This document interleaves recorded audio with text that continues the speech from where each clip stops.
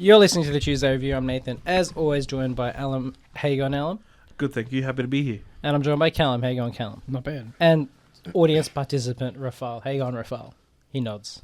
He's going. He's here. Yeah. Thanks for being here, Rafal. Today we have an Australian double feature. Yeah, it was a busy weekend for us. We had our first ever world premiere movie invite. And I gotta say, I've never been more uncomfortable. But that's partly on us as well. no, uncomfortable is a bad word. Never felt out of place. I think. So I want to issue an official apology to Matt Myrams, because when we got there, he was busy. He was at the door greeting people, shaking everyone's hand, saying hello. And we were the first people, I believe, in the actual line. And he was talking to someone when I went through, and I kind of awkwardly stood there like I do. I'm very awkward. And then we got ushered onto the red carpet for the photo opportunity in front of their big, beautiful marketing display banner thing. And so I don't want Matt to think that we, just didn't shake his hand because, we're the Tuesday Review. I was just awkward and oh no, where do I go? What do I do with my hands? We were also being ushered into I think there were two stairwells, I guess, in a way. Yeah. And the one that led to Matt, I guess we went to that one first. And one of the security personnel or something asked us to go to the other one. That led straight to the red carpet. Yeah, so it was an issue of, what do I do with my hands? I've never done this before. Yeah. I mean, we did meet Matt after the premiere, so yeah. We had a good little conversation. He was a very busy man. Oh, yeah, and rightfully so. Congratulations to the cast and crew of Residents. World premiere, yeah, it was fun. It was awesome to be there. It was something that we've never been to before, and I think it was a learning experience for us, the actual event itself. Because we probably could have done more to, I guess, make the chit-chats. And we just felt a bit uncomfortable with trying to insert ourselves in other people's conversations. Yeah, because I think, obviously, it's hard to gauge, I guess, what background, who was there from what background. But, a lot of the people that were there were cast and crew or, I guess, family or friends of cast and crew. So people already had that connection with each other. Yeah. Whereas we were just it was like going to a reunion where you weren't part of the group. You know what I mean? So we're kind of we were on the outsiders. We met Terry. We did. Terry was great. What a lovely man. He was very friendly. Yes, he was one of the producers. Yeah, I was keeping an eye out for his... And he was an actor in one scene. That's what I was keeping an eye out for his... Because he goes, I'm in the movie, so I'm keeping an eye out for his appearance. I'm like, I know that man. You know what I mean? Yeah. And then, he was in the third act. I was like, there he is. Now he's gone. It was literally a cameo, basically. Yeah. So look, and we got some alcohol. That was nice. Yeah, we made a night out of it. But also, it was at the Capitol Theatre. Sorry, Nathan, to interrupt. Oh, it's such a lovely theatre. I don't like their seats, but it's such a beautiful theatre. Yeah, understanding that it's a university venue. Lecture theatre. Yeah, there's also, I guess, lecturing going on there. So you pull out your little desk and take your notes if you want. With that in mind, I thought it was pretty good. The overall visual aspect of the theatre. The ambience, and the architecture. The architecture was just, Yeah. And the lights when the Dolby thing went on, that was so cool. Such a cool display. Yeah, but so it was a little awkward, but I think that's also a learning experience for us. We could have been more engaging, but we were kind of caught off guard a little bit in our own way. Also, everyone looked so good in their suits, and I'm just and the boys had shirts on, and you made a choice. Yeah, I'm just there in a polo looking like a slob. Again, you made a choice. It's fine. It's fine. He had the polo tucked in, which makes it official smart casual. Yes. And again, you weren't the most underdressed person there. That's always key. You don't want to be the most overdressed person. Correct. You're the most underdressed person. You just want to blend in the middle. Yeah. And, not be forgotten about, but, just not be, on the top of somebody's mind and be like, who the hell is that guy? Yeah. Sometimes you want to be that guy. Get the usher. Yeah. But sometimes you just want to blend in and be like, oh, this person did rock up. They were there. They were cordial. Yeah. And, hopefully we'll be invited to something like this in the future. Because we do appreciate the experience. Oh, yeah, I just want to say, this goes out to both Matt Myrams and Pete Williams, which we'll talk about in the latter half of this episode. It means the world to us to be invited to participate in these things, to have the opportunity to watch your movies, to review them. The Australian film industry is so important, and we're so happy to be able to watch these films and participate in these discussions. So thank you. Thank everybody who's ever reached out to us. In any capacity, but especially Matt Myrams and Pete Williams. Yeah, so I guess we'll start with Resonance. So I guess it's how we describe it. It's a post-apocalyptic zombie slasher comedy movie, in its essence, I guess. Yeah. It's about a group of survivors trying to reach essentially a safe haven that used to be pre-zombie world, a medieval theme park. Yeah. That's basically the whole setup of the film. And I think, obviously, in both of the movies we're talking about, they're lower budget indie Australian films.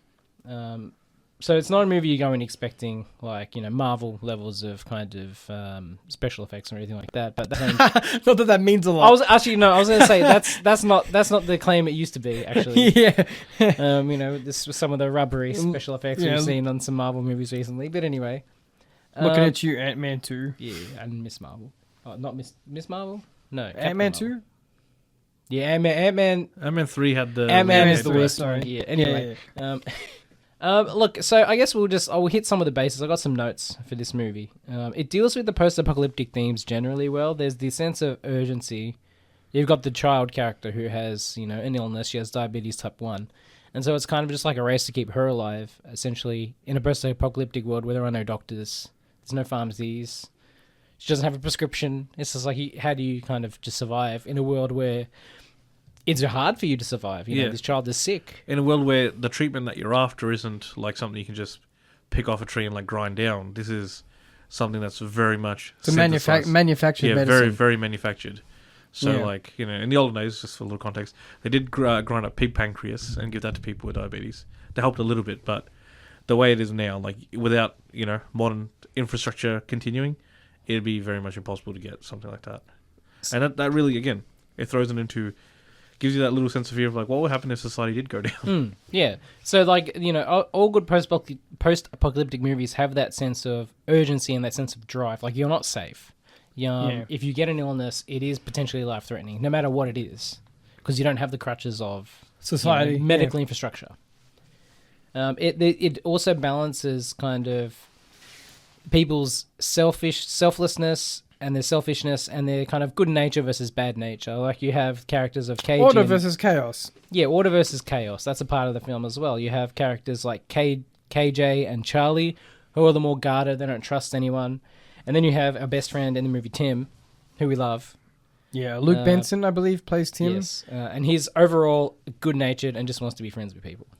He's my favourite part of the film. He just wants to try and sell you a vacuum cleaner, if you're interested, of course. That's it. It's a good working vacuum cleaner. Yeah, that's it. It's a good vacuum cleaner. Yeah, his physical charisma, like the way he carries himself, his physical acting, his comedic timing is fantastic. Yeah, we'll get to the comedy in a bit. I think the flashback scenes were done really well. Yeah. And I think they were my favourite aspects of this movie. I'd agree with that. The flashbacks were 100% great. Absolutely great. So I think that the transitions between present and past were so tastefully done. I really liked it. I think that it's a simple way to transition that whole kind of, a similar pose in the past, and then you get to see that past. There's a myriad of ways you can do it, but in this film it works really well because it's kind of seamless. And also just all of those past scenes are really good. That's where the serious character growth happens, naturally. Yeah. But Tim's, just the best. Yeah, Tim with the vacuum cleaner scene. I sent Matt a message, saying thank you. He sent us the photo of like the group photo we took on the red carpet and stuff like that. And he asked if I liked the movie, and I said yes. And I'm like, one of my favorite scenes in the movie specifically is probably Tim's flashback scene where he's trying real hard to sell that guy a vacuum cleaner. And like just that's like right before that happens, he's like just voided out into the world. He's got like the 1,000-yard stare. And I'm like, I know those feels. I know those feels. I also work a job like that. You know what I mean? Like you just standing there waiting for someone to come up to you. And then he has to turn it on. Yeah, and then he switches on, and it's about business. I understand and I appreciate it. So yeah, that was a top scene for me specifically. If I had to pick one, but all the flashback scenes were good. Like most of them were comedy. And a couple of them were like heavy emotional kind of character moments. But they all were done really well. So the lead of this film is, I hope I'm pronouncing Jeanette her name. Coppolino. Jeanette Coppolino. And she plays Charlie. And her flashback scene, I thought was one of the stronger moments of the film because we get to see Matt Myram's beautiful long take. Yeah. You know, at least the one that stood out to me. But you know, it's not just Matt Myrams and his long takes. I love long takes in general. I would say They elevate all movies they're in. I guess the version of the film we saw wasn't 100% complete. I would like to I hope in the final version of the film, if I rewatch it, there's subtitles for what's going on in that scene as well, because it's in Italian. Yeah. And I'm talking about the one where she gets the security jacket. Oh, yeah, no, I'm talking about a different one. Yeah, I know what you're talking about.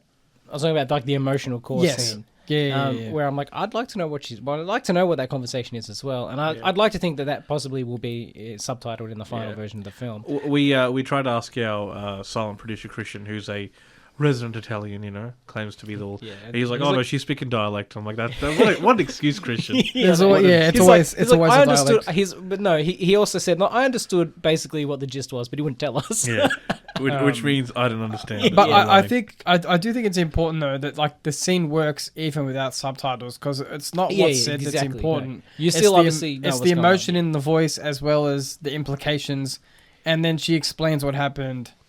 Afterwards as well. They're like, you know, that's where the character becomes vulnerable for the first time, and you know, finally, you get to see that emotional reaction from her, because Charlie's a very stoic character in the film. Yeah, so like you see the reason why. Yeah.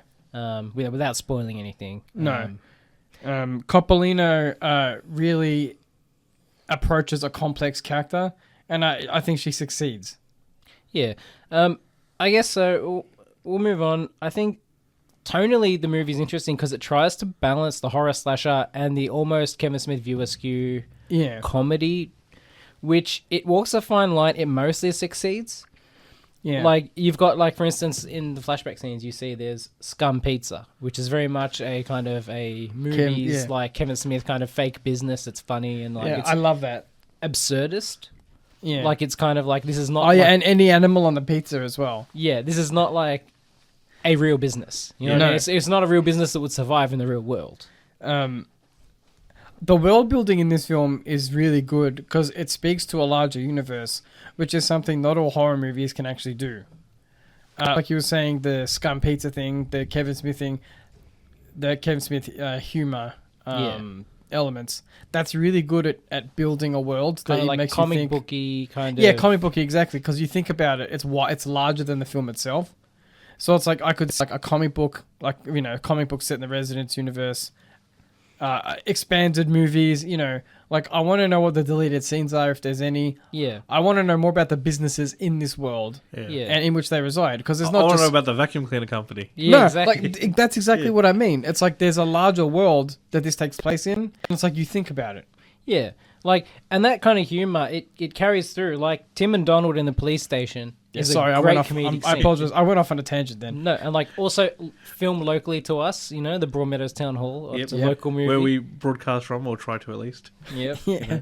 I did appreciate the Tim and Donald scene as well, because I'm like, Donald looks quite a bit like me. And I'm like, I don't know I was in the movie, you know? That's representation. I'll say to Nathan before we started recording earlier today, that there's a Taika Waititi-ness to that scene, and I was like, you know, there it is. It's like you know he's an Australian and or New Zealand filmmaker trying to do the comedy, because it just comes out. It's that Taika Waititi dialogue, you know. Yeah. So the movie balances a fine line between that humor, which lands for me more than it doesn't, and the jokes that don't land for other people. Yeah. Yeah. So I'm like, I can't critique that. Because not all the humor I didn't enjoy all the humor, but then other people did. Like, that's a personal opinion. That's subjective. Everyone's got a different style of humor. And that can be considered a strength, you know. Because, you see some movies or some TV shows even where they only have the one kind of joke. Yeah, exactly. It's like sometimes it wears thin, or if it doesn't land for you, then the whole thing's just not funny at all. Yeah. Exactly. So it's like if you have a broad humor in the film, you know... Yeah, and like that kind of absurdist humor, it continues throughout the movie. Like the, I forget the castle's name, like the whole theme park. I forget the name of the location. But essentially, like the fact that, well, I'm not going to spoil anything, but they reach their safe haven, and the kind of, we'll say the humor continues into that location. Yeah, which again, like a lot of these post-apocalyptic stories, they've got like their safe haven as like either a red herring, or like an end goal that like you don't see after that point. You just see them either reach it or like something else happens entirely. Whereas this has, that point is reached, and then there's more to the story, which Yeah. I think is again a fresh take on that. 'Cause so many times they're like, no, it was the journey rather than the destination. I'm like, no, I want to see the destination, damn you. And you Yeah. see the destination in this, which is quite cool. Yeah, no, and the king character, Yeah. 10 out of 10. Played by the director, yeah? Played by the director. There's a longer conversation about that, I reckon, if we get the chance to interview him later on. Yeah, his laugh is amazing. I loved it kind so of like, much. kind of like yeah, that, that royal kind fake of- medieval king laugh. Yeah. It's so good. And he's so good in this film. Like, We need good more medieval LARPer movies. If Yeah. people are interested, I also highly suggest Role Models as a movie. yeah, it's an underserved genre. The audience Yeah. regulars would know that Role Models is like pretty much my favorite movie Yeah. of all time. And also Gary the Knight, awesome, Yeah. very funny. I remember we had a bit of a belly laugh, Alan, when we were watching that movie, and then one of the knights scopes out an ass, and you're just like, that was Gary. yeah. Yeah. Like, And then Technically, he was looking at the gun, but Yeah, he was but also the joke is the one, and then there's Because like he's that like one the horny scene. knight, yeah, he's yeah. like, yeah. There's the one scene where you think he's gonna get redemption, Yeah. and then he just wastes that opportunity. I'm like, that's so funny. yeah. Such a Gary thing to do. I think my only kind of real criticism with this movie would be that I want to see more of the character growth and the character dynamics and the banter, and I'm like, would it have been better to have this as a part 1 and a part 2 where they can flesh some character moments out more? Would it be better as a mini-series? Like, that's kind of my only... Yeah. Yeah. But Like- I think the problem is if we do that, it also might risk the world building aspect. So it's like if you give it a mini series, it's a much larger scope. You know what I mean? Yeah, It's it would not cost a lot more, yeah. it costs a lot more. It takes a lot more You'd resources have from to find everybody. you'd have to find a home for it. Yeah, exactly. And then you risk artist integrity. Yeah, and also a mini series, you also risk doing too much. It might take the mystique away from the world. Like take Resident Evil for example. We know every single thing that ever happened in that universe. There's no mystery in the Resident Evil universe, as far as I'm aware. Yeah. And if you make it a shorter film, if you make it tighter, well, then it also loses that adventurous nature of the film. Yeah. Look, I think, I'd much rather see a movie like this than, Marvel or a Disney movie that frequently that gets sent to the movie theaters. And it's also Marvel is the same movie over and over again, Yeah. more or less. Like, again, if I was to have a gripe with the movie, it would be that, given that, you always have a finite amount of time you're working with, I personally may have sacrificed a little bit more from the first act, just to give each of the characters that we're focusing on possibly an extra background scene. Yeah. Because, yeah. again, those were, in my opinion, of course, everyone's opinion is different, we agree that they were some of the best parts of the movie. I think they were too. Yeah, and if that maybe each character could have had maybe like 2 background scenes or something, which further fleshes out kind of the character and their personality, their motivations and stuff, and kind of allows for that little character growth. That's possibly something I would have picked. Again, I've never made a movie, so making those sorts of decisions is very difficult. No, and then again, the movie is... I haven't looked at how long it is, but it was about like 2 hours. I think it was something. So I'm like, we around can't the exactly then be like, I want more of this, because then obviously you got like a 3-hour beast. No one wants to It's- watch a 3-hour movie, unfortunately, these days. And Yeah. Unless you go to a Bollywood movie and then they got the intermission in the middle, and you're like, what a time to be alive. Yeah, what So time to realize let's go take a leak, Yeah. let's get another choc top. Yeah, that's it. Yeah. Like, bring back the intermission, damn it. Yeah. Look, Especially having had a few drinks before the movie premiere. Sometimes all resources are diverted just to shutting the gates. shut the gates. And- That's just back to life. Yeah, and then you can't focus on the movie. Which Yeah. is, personally, again, I think cinemas would definitely benefit from it because you get that extra chance to just go more and get money. popcorn or Yeah, more money from Snacks. Candy Bar. That's it. Well, You know what? More on that later. Yeah. But, I do think the movie began very abruptly. There's a word for it. James knows the word, but he's not here, so tough luck. tough luck to James, that is. Yeah, that's what I mean. Yeah, he can't correct me on the record. Yeah, no, there is a movie term like when you start it halfway through a scene or something. Yeah. But I would have preferred a slower start, like a more establishing start to the narrative, whereas like it's just like a hard, here's where we are. It's like, the world's already in a ruin. And also like the characters are just like, here they are, because it's a pre-existing world. So we're watching a movie that already has an existing world, which is a benefit. But I would like the elements to have been introduced a bit slower so we can kind of get a slower understanding of the world we're in rather than just a hard beginning. Which isn't like, some people might think the opposite is better, like we were saying, it's just our opinion. But like, cause I said, because the world is so big in this film, I think that it suffers from that hard start. Who's the actor that does his own fan edits? Tobey Maguire? Not Tobey Maguire. So the guy from that 70s show? Oh, yes, that's the guy I'm thinking of. Yeah. Yeah. You know what I'm Topher talking Grace? about? Topher Grace, yeah. Topher Grace does his own fan edits of movies, yeah, and apparently they're like legendary. Yeah, but they're it's awesome. not, obviously he's not legal to show them, right? So you Okay. can't exactly go and see it. Yeah. But they're like real good. Because apparently there's going to be two. It's said in the credits at least, though it's not really a spoiler. Well, I said there's a larger world, and obviously yeah. there's more stories to tell. I would be interested in if Resonance 2 deals with some more of that backstory in the world, maybe before the apocalypse. I'd be interested in like a Topher Grace cut where I'm like, just let us play, and we'll kind of put some background, Like a 4-hour edit. yeah, just let's play. No, but we're not skilled enough to do any of those. kinds When of you said, I was things. thinking of Kevin James. He's got a YouTube channel. Does he really? Yeah, he does like edits of himself in scenes. Where he's the sound guy. So one of the ones I first saw was in No Country for Old Men. There's the scene at the gas station. Yeah, He's supposed to be the gas station owner. yeah. And he's like, all right, I forgot the guy's name, the actor. Oh, I know who you're talking about. Yeah, who plays Anton Chigurh. But he's like, all right, can we go over the scene one more time? And he has him, obviously, he's just playing the lines, but he's like being the guy. And it's just really awkward and really funny. Yeah, Like, that's what I think of when I think of fan edits, which I'm like, we could do something like that. we could. All right, I guess we'll move on to something else now. Resonance is good. We'll definitely be talking more about this movie. Yeah, I don't want to spoil too much. No, we don't want to spoil too much, and Because- we're going to get the chance to talk to the director Yeah, and the hopefully, lead yeah. actress. Yeah. Hopefully, Like, I think in this case, it's very important that we stay spoiler free because we just Yeah. went to the world premiere. The film is not fully released. That's actually a very Yeah. good point, yeah. yeah, no. So we're not going to discuss it in depth too much Yeah. because that's not cool. Yeah. But again, thank you, Matt Myriams, for the privilege of allowing us to even be there. We're just some boys who complain about movies. So thank you so much for letting us attend your world premiere and watching your film. It was so much fun. Yeah, We can't wait to talk to you. It's going to be great. And support Aussie movies. You know? that's it. Look, we make it a big point. We've talked to a few indie, Australian and local filmmakers over the years. We make it a point to try and support the local industry because, it And deserves attention. And Australian movies are actually so good right now. They are. We've had a few bangers recently. Bird Eater, Talk to Me, One Punch, Resonance and Emotion is Dead, which we're talking about. Yeah, so good. We'll move on.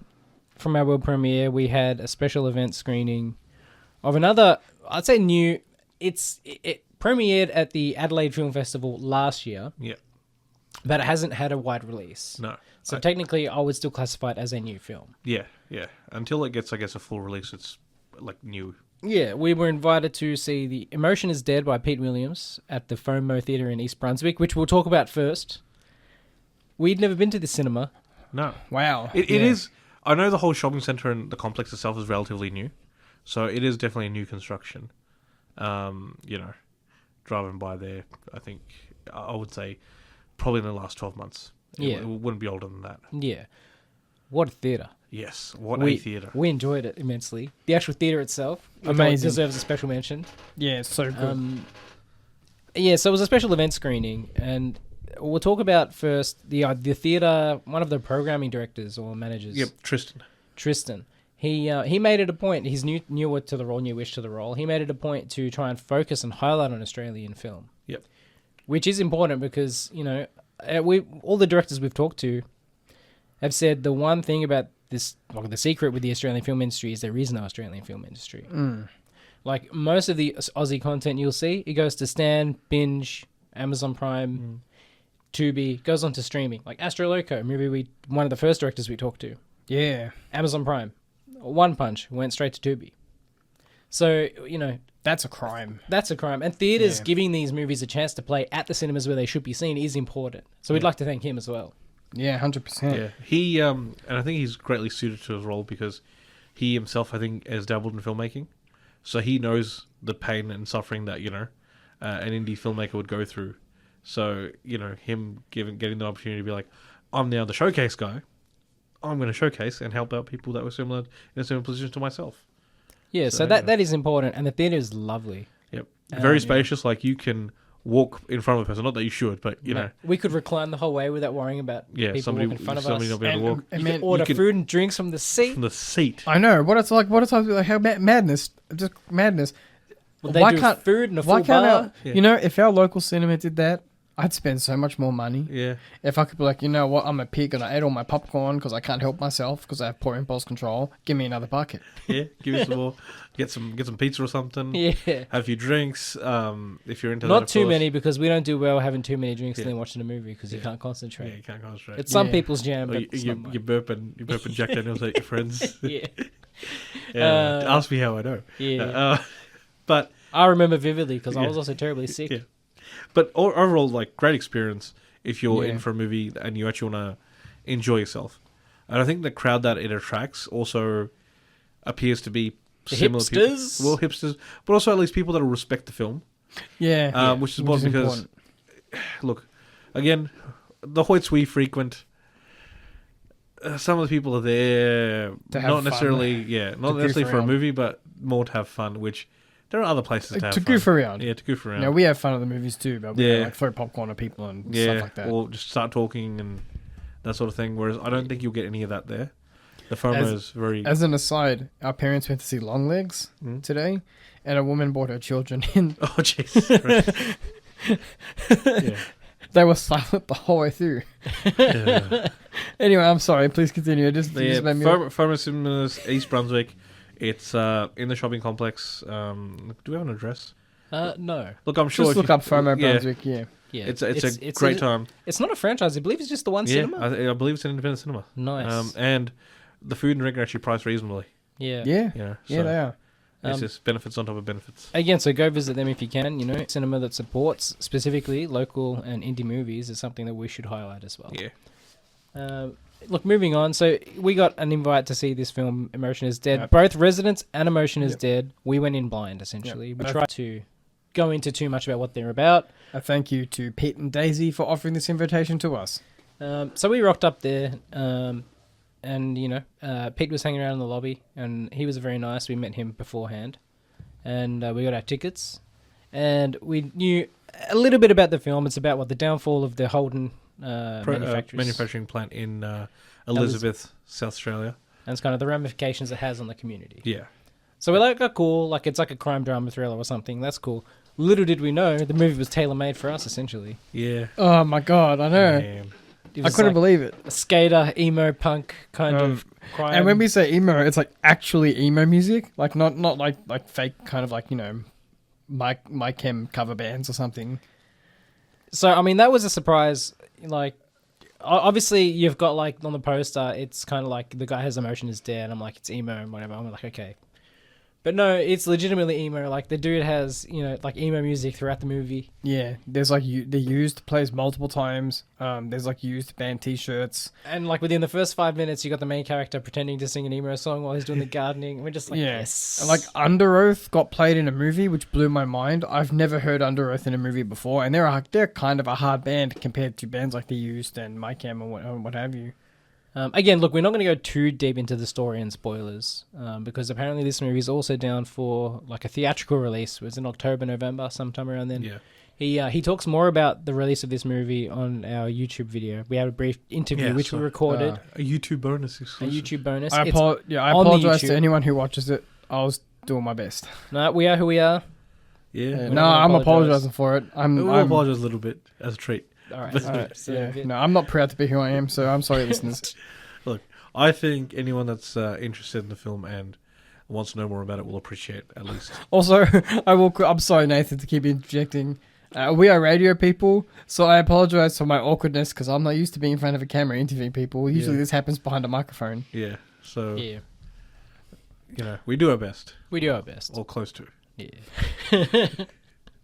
So yeah, look, Emotion is Dead was a great movie, and it was written specifically for the boys in the studio here. It was a good Yeah. time. The music was banging the whole way through. Oh, just amazing. The soundtrack for this movie was Incredible. amazing. Yeah. Absolutely incredible. And each the music was essentially written for the movie. Like each scene had a track in mind, you know what I mean? Like each of the tracks is there for a reason. Yeah. And it fits like narratively.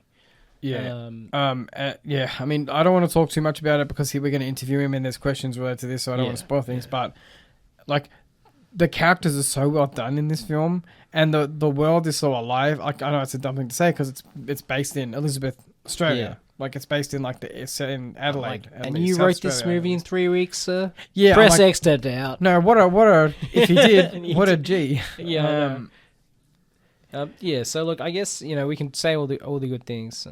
The editing was fantastic. The movie was shot really well. It's also, it makes you think about, like, now that Intel's going down and like there's trouble in the stock market and all this. So other people are going to know what it means to be poor now. Exactly, but it makes you realize, like, Australia doesn't really manufacture that much anymore. Our local plant shut down in Broadmeadows. We don't really make cars anymore. We were having a conversation with Pete before the screening. Australia doesn't make cars anymore, and like for a long time, that was a big part of Australian culture. So it's like that's a loss now, And it's like, what happens when people get laid off? What happens to the community, their parents, the ramifications of joblessness, hopelessness, especially as a young person. And these people are of roughly university age, but it's like they still live at home. There's still this sense of, well, what do I do? It's a cynical film. It's not. It does have a strain of idealism in it. It's an anti-capitalist movie. Yeah, 100%. So like there's that kind of that whole idea where it's like, oh, you live at home. It's like, what are you, like, you're 20, you live at home, you're poor, it's sad. When you're rich, it's like, oh, good for you. Yeah, exactly. There's that idea that it's like... It's like, good for you, you're saving up, you're taking advantage of not paying rent and stuff. Whereas, like you said, you're poor, it's just like, oh, well, life's rough, buddy. Yeah, it's kind of just like those kinds of, the differences and the similarities between the rich and the poor. Yeah. It's kind of, like, there's a lot of the ideas of capitalism and greed.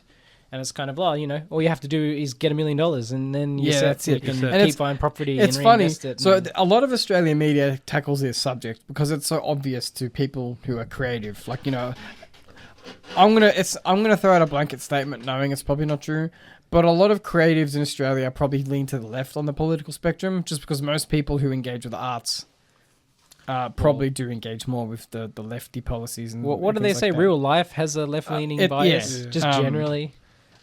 It's funny. So all these movies come out and deal with capitalism and poor people and housing and all this stuff. It's a common theme in Australian drama. But then the country kept electing Liberals for how many years? Like 12 years. So yeah, it's like there's this dissonance in Australia where we know that the country is in a sense broken, financially broken. We know there's loopholes. Is that why the Australian film industry struggles? Because they're not making right-wing, hardcore conservative movies? Yeah, that's it. Get the people from Sky News to make a movie. It'll do nuts. It turns out the bad guy from Motion is Dead was actually... he's a good guy all along. Yeah. But like, I feel like it's an interesting thing we have in this country where our art is left-wing.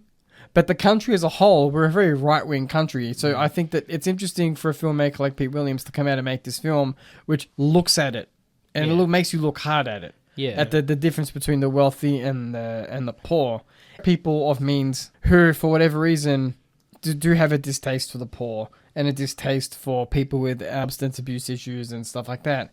And it's like, these people exist, they're reasonable people, and yet they have this view of the world. And it's like, it's a reflection of that on the screen in a way with Brad McCarthy's character that escapes me, the friend Hunter. He's that type of person who's like, he knows people who live in these worlds. I think, but he doesn't really like to go there. There's I don't think the thing with Hunter was, I don't think he realized what life was like for. Yeah. Well, for he Brock. knew. He'd never been to his house before, and he was shocked. Yeah. Without going into spoilers, Yeah, right? true. So without going into spoilers, we can't really address too much of those issues.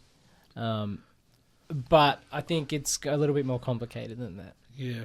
I did appreciate in the film where, I guess, the character from the poorer background has difficulty, living in, amongst rich people, and like has that, people make fun of him, harass him that for, just being, I guess, a poor average individual. But there's the comeuppance where, again, the rich person goes to the hood and, gets caught a slur. Yeah, starts getting talked down as well. It's like, again, there's one person, again, probably deserved it more than the other, but still, like, it was that nice kind of like, you know what? you know, it doesn't matter if you're rich or poor. Like, we will harass you. So, That's it. but the overall kind of discussion that was done at the Q&A at the end of the film, we discussed.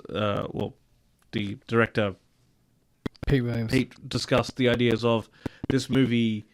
Kind of goes over the idea of, is it a situation where if you're born in a poor, low socioeconomic area, that you're destined to kind of be stuck there? Or how hard is it to escape? How hard is it to escape? what compromises are you going to make to get there? Like, how much of, you know, where you grow up and how you grow up will affect your ability to succeed in life. Yeah, because a lot of it is like they always say, it's who you know as well. You know, if you have those connections when you're born, then obviously it's easier just to better grow up in schools, society. you know, better opportunities. Yeah, like it's the similarly qualified candidates. You know, possibly one that's less qualified would get the job just because their dad knows the owner of the get up. And it's just like the other candidate was more qualified, probably was going to be better suited to the job, or probably would perform better at the job. But just because you've got that nepotism situation, Exactly. too bad. And just, again, I'm not trying to hate on liberals, but I do like to hate on liberals. They would have you, you know, believe, for anyone in America, the liberals are our conservative government, would have you believe that, you know, anyone can succeed in this country. You just have to work hard and have possibly been born before the 80s and then bought, you know, a bunch of houses for about 60, 70 grand a piece. And then, Bought a house for a handshake. That's it. Why didn't you go to uni? Mine was free. Yeah. Yes, that's a big sin. But like it's addressed very much in the film of like, yeah, life, you know, you can get ahead very easily. Just be rich. It's like, ta-da, that's the secret answer. That's one weird trick. Just be rich. That's it. And it's always, you see, I don't know which, it's always one of the news channels or something else, one of the crappy newspapers, they do that engagement farming. Oh, yeah, With like, yeah. look how this young person has 5 houses by the age of 25. And the answer And is, instead I it's- got 4 of them from my parents. What's that meme? Yeah. The final thing is, Daddy gave me $500,000 because I'm his special little boy. Yeah. Yeah. It's like, you know, it's like, I didn't have avocado toast and I had a job since I was 16. It's like, okay, there are probably 20 people behind you that had jobs at 12 illegally. They were still doing their best because they need to make money for their family. And, you know, they don't have 3 houses. They've probably never seen avocado toast either. But it's circumstance. And, you know, just to ignore that. It's engagement farming very clearly. Yeah. Because they want people to comment. Yeah. It drives them forward in the algorithm. But it just pisses you off so much where it's like the refusal of people with means to acknowledge either the very fortunate circumstances they've been in, Or the privilege they have. Yeah. or just a general kind of privilege they've had from growing up the way they've grown up. When, you know, most statistical, you know, analysis will show the factor of luck and success is so massive. And the more luck you've probably had in your success, the more likely you are to think that, no, it's due to my hard work. Exactly. It's incredibly, I guess, you know, short-sighted or foolish to think that you're working a lot harder than the average person when, look, statistically speaking, you're not. There is a fact. If you look at how hard the average person works, everyone works an average amount. Some people work very little. Some people work a lot. Just because you're working a ton and working very hard does not mean you're going to be successful. No. You know, there are circumstances that are out of your control, like this movie discusses. And, you know, this is kind of turned into a political rant. I apologize. That's But okay. that's what the movie's about. Yeah, that's what the movie's about in a lot of part. So it's a really good look at that. And, you know, with banger music. That's it. Just again, how Pete discussed that there were songs in mind for each scene. You rarely get that in indie film. Yeah. No, like that's the realm designed for like musicals Yeah. and like, you know. Like if you got like Hans Zimmer doing your sound, you're like, well, he's got it. Or you got the other example I was going to use was, I can't pronounce her last name here, Hildur Guðnadóttir. She did the music for The Joker. Yeah. And one of the scenes, she made the song and then the Joker danced to it, and that's how they filmed it, where she composed the song first. Yeah. Like those are like high budget, hundreds of $1 million things. So Yeah. you can't expect that from, you know, an Australian independent film on a shoestring budget. But yet here it is. Yeah, I'd say exactly. equal quality because it does matches help. the scene I so was well. like, it does help that it was emo music, which isn't. It's always been big, but it's not like Justin Timberlake. No. So it's like, you know, the prices for those songs. They're still hefty as hell for even what, you know, they were. Yeah, correct. But it was like, you know, it was within his reach to inquire. Yeah. Also, it's more of inclusive of a music scene. So he's like, I'm making an emo movie, you know, like it's probably easier to. Yeah, it's like more of a tight knit community. He's probably more easily able to kind of go like, hey, I'm making a movie that's basically like an emo skate crime Drama. anti-capitalist movie. Do you want your movie, like, do you want your track in it? And they're probably more likely to be able to be bartered down or agree to it for the culture than say like a pop song, because it's more just business. Yeah, because I guess like that's that whole kind of punk. Yeah, like you said, the other idea is ethics. like reaching the actual artist who can probably finagle some kind of agreement. Whereas you try to talk to the label, they're like, Yeah. 150,000 per song, please, or something. Yeah, exactly. Or get out of here. Yeah, so And- you've definitely got that element where it's like you got that punk ethic where they're like, it's about more than just the money. Yeah, Except right. for Fall Out Boy. We're disappointed in you, Fall Out Boy. You know? Yeah. Again, Yeah. In terms of the filmmaking itself, the editing is really good in this film. I don't know if we mentioned that already. It's very snappy. It's very very quick, but it's like well done. So the cinematography is great. There's some great tracking shots in this film. Some great chase or like running scenes that I really appreciated as a Tom Cruise fan. I noticed these kinds of things. we didn't get a money. We got skateboard scenes instead. Yeah. That was our That's it. replacement. Yeah. It was really great to like he wrote the script with locations in mind. So like when you see the film, it's like they go to certain famous South Australian locations, which is really a really smart way to do it because you might have been able to just do it guerrilla filmmaking style, Yeah. or even get cheap permits to film. We'll ask him when he comes in if we're lucky enough to Yeah. have him on the show. And some really great nature shots of like it's like just gardens, trees, flying foxes was cool to see. Yeah, it was visually interesting. Yeah. That's another thing I forgot to mention as well. Everyone at that world premiere was so tall. I feel like there was a lot of tall people there. Now, yeah, I understand how Tom Cruise has that height thing where he probably had these parties like every week and everyone's so much taller than him. I understand why he wears platform shoes. Oh, in the photo we received of us at the premiere, I'm standing next to Rafal, and I look like a hobbit. I'm I'll send you that photo. Rafal's a taller gentleman, and I'm just like there, and my head's small. I'm just like a small little guy. I'm just a small little boy. Yeah. Oh, you're Tom Cruise sized. It's fine. That's Yeah, it. Yeah, that's it. He's still a star. Yeah, exactly. That's it. Anyone else have anything? No, I think it's just great to see these films. Like, it's such a great drama. I can't wait to watch. I can't wait for James to watch it. I want to know his thoughts. It's a shame he's not here. I think he'd really enjoy it. I can't wait for the Blu-ray release. I can't wait Yeah, for people to see it. yeah, Their so- reactions to it. Yeah, allegedly this movie, or so far this movie is going to get a proper wider release. We'll keep our audience In the loop. notified in the loop because it's something that they should go see. We might even go see it again. Yeah. Well, I'll go with James if he wants to go to the movies. Yeah, to that's see it. definitely something I'd be interested in seeing again, just for the music. Yeah, that's what I'm going to say. Under Oath in Like the on a movies good is sound so, system. so bizarre to me. But definitely keep both Residence and Emotion is Dead. On your radar if they get wider releases. We still got a bit of time. Has anyone else seen anything like that they'd like to talk about? No, but I've Doing got anything? 3 episodes of season 2 of The Wire to go. Season 2. Yeah. And then after that, I have to catch up on some Marvel stuff because we're going to watch Deadpool. Yeah. You been watching anything? I watched episode 2 of The House of the Dragon. Now that it's finished, I can happily watch it without being like, oh, if it does get exciting, Yeah. then I'll be like, oh no, I'm waiting for another episode. I don't know what the reviews are like so far. I think they're positive. I don't know. I'm not interested. Really? No. I don't know. It scratches some kind of an itch for me. Yeah. Like, I'm not happy. I'm not proud of myself for watching it, considering what happened. But at the same time, I'm also the guy that's now supporting Dan and Dave because they're show running the 3-Body Problem. That's So, true. You can't yeah. have your cake and eat it. Yeah. So I'm like, I am. you have to get off the high horse. Yeah, I'm a shameful glutton for this stuff. So, you know what? I'm going to enjoy it. So far, again, seems been pretty good, but I've only watched 2 episodes, so not enough for a full review. Very Well, good. season 2 of The Wire rocks. I'm Yes. enjoying it. I'm also catching up on my Marvel stuff in anticipation for Deadpool, and I obviously we didn't get to Deadpool straight away because we're busy with MIF and we got these movies and other obligations, but we'll get to it eventually. I watched The Marvels on Disney Plus. Look, it's what you expect it to be. It wasn't as bad as I thought it was going to be. So you've got the 3 Marvel characters, like the 3 Miss Marvel characters: Captain Marvel, Monica Rambeau. who doesn't have like a Marvel name at this stage. Because her Marvel name was Captain Marvel. Yes, they shot themselves in the foot with that because Yeah. Monica Rambeau is meant to be Captain Marvel. She's Captain Marvel in the comics.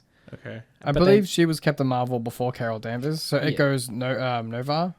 Something Marvel. like that. It goes Marvel, I think Monica Rambeau and then Carol Danvers. Yeah. So you've got 2 Captain Marvels, but only one can be called Captain Marvel at a time, right? Because then it's too confusing. What was her name? Plaz? What were they gave her another name. I don't know. They didn't finalize it in the movie, I don't believe. And then they've got Kamala Khan as Miss Marvel. The general conceit of the movie, and it is fun, is that whenever one of them activates their powers, they swap locations with each other. So there is a kind of verticality to it that I did enjoy. So I'm like, you've got those choreographed scenes where they're changing places all the time and their powers are very different. So you've got kind of like well thought out fight scenes that are actually quite fun. Oh, Okay, so there's no choice to it. No, it's like conceit of the movie is something happens and their powers are affected and they become quantumly linked. Okay. So like every time one of them uses their powers in a certain way, or maybe it's random, but it doesn't trigger all the time. But then they'll be fighting and then they'll switch abruptly. And then it's all fun and games until Kamala Khan can't breathe the air and she dies in space. Exactly. But like those kinds of scenes where they're fighting and they're showing that off, that is quite fun. I did enjoy those more than like Ant-Man and all the other more recent Marvel films. The story overall is just crap. It's your standard Marvel kind of bullshit. There's nothing really going on. Other than trying to be visually interesting. That's all it's got going for it. The logo was sick. I saw the logo. The logo's nice. Yeah. You know how they, like, when they're advertising a film, they put like little one-line quotes from people? The logo is nice. Yeah. Nathan Perry. And I guess it's not a spoiler now because Deadpool 2's out and, you know, the Wolverine's in that. There's an X-Men cameo at the back in the end of the film. I got a little hyped for it. I'm not gonna lie to you. Was it the Beast? Beast, yeah, the Beast is in it. That's pretty cool. He's like a doctor, you know, making sure that one of the Marvels is okay at the end. Yeah. But there is a weird element to this movie. Is it Days of Future Past Beast or the original Beast? Or is it somebody entirely different? Blue Skin Beast. Yeah, I haven't watched. Blue hair Beast. I haven't watched them in long enough to have the distinction for you, Alan. I'm sorry. Hold on, let me... Also, that Alan, no one cares. No one cares about the X-Men Alan movies. I cares, alright? Don't you do this to me. The original X-Men There's movies. Nicholas Hoult. He's I don't know. weird He was tall guy. in Beefy Boy mode. I don't know what. Okay. You dish one. I don't know. He was in Beefy Man, Boy just look it up, CG Alan. mode, man. I don't know. He was in a suit. The only good X-Men movies are like that original trilogy, and then the rest is whatever. Days of Future Past was... Read the comic and then tell me it was a good movie. I ain't reading comics. This is a movie I'm not show a to have nerd. The other... He's like, read like 600 comics, please, then come back to me. Yeah, that's it. Anyway, we'll come back to the Beast. The other weird thing is that apparently this movie makes Men in Black canon Yeah, that's in the bizarre. Marvel world. What? Yeah, there's a Men in Black cameo from the female lead. I forget the character's name. She don't call her by in the movie, in the Marvels. The female lead in Men in Black International shows up at one point Okay. and helps out some aliens. That's really weird. And it's a weird scene, and I'm like, but I guess it kind of fits. Like, there's Disney nothing... owns Fox now, don't they? Yeah, So I guess there's mutual. it's okay. Like, Yeah. it's obviously it's okay legally, but I mean, there's nothing that jars No. too much with Men in Black and like the larger Marvel universe now, at least. But what does this mean for 23 Jump Street, Men in Black 4? It means our boys are going to be superheroes. Awesome. But that means, I mean, obviously now with Deadpool, you can have an R-rated Marvel movie. Yeah. So it's more likely to happen. Now, I was going to come to that eventually because it makes me excited, not for Marvel, but for Jump Street 4, Men in Black 4. Jump Street 3, Men in Black 4. Yeah. So that's an interesting idea now. They can possibly go, hey, you did Deadpool. Now I want my Jump Street 3, Men in Black 4. I just love that title so much. You know, and they'll be superheroes, and we can have superhero jokes about it. You know what I mean? Yeah. It'll be a good time. Look, that's all I have. Anyone else have anything for tonight, or shall we wind I think up? it's a good place to call the show. Yeah. What was the last thing you watched, Rafal? His phone. That's You watched the TikTok. That's the last thing you watched. Baby Randy. Did you like it?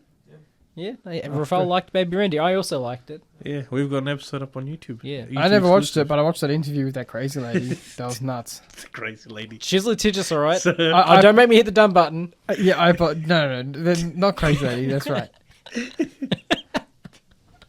The lady who may or may not be Fiona Harvey. Yeah. Correct. Yeah, we don't know. Yeah. No. Yeah. Martha. That's a whole episode people should go and look at. Please. Yeah. If you're interested. of Also, course. trigger warning in advance for that show. Yeah.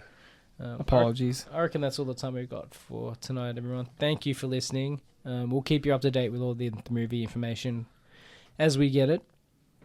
And look forward to interviews with hopefully both Matt Myrims and Pete Williams. Yes. I was getting there. But again, that varies on schedules because obviously they're much busier than we are, even though we are busy too. We work jobs. But they're obviously busy with promoting their films. So hopefully it'll be sooner rather than later. And in some cases it may not be broadcast. It may be just a YouTube exclusive. But we'll keep everyone updated on that. Definitely. Please like and share the Tuesday Review Facebook page, Instagram page, Threads page, Twitter page, Newsmask page, Blue Sky page, and a YouTube page at Tuesday Review AU. We do have a YouTube exclusive video with Pete Williams about Emotion is Dead. Currently up on the YouTube. Go and watch that if you'd like more information about the film. I apologise. No, it's fine. Thank you for listening, everyone. We'll be back next week. Adios, cousins.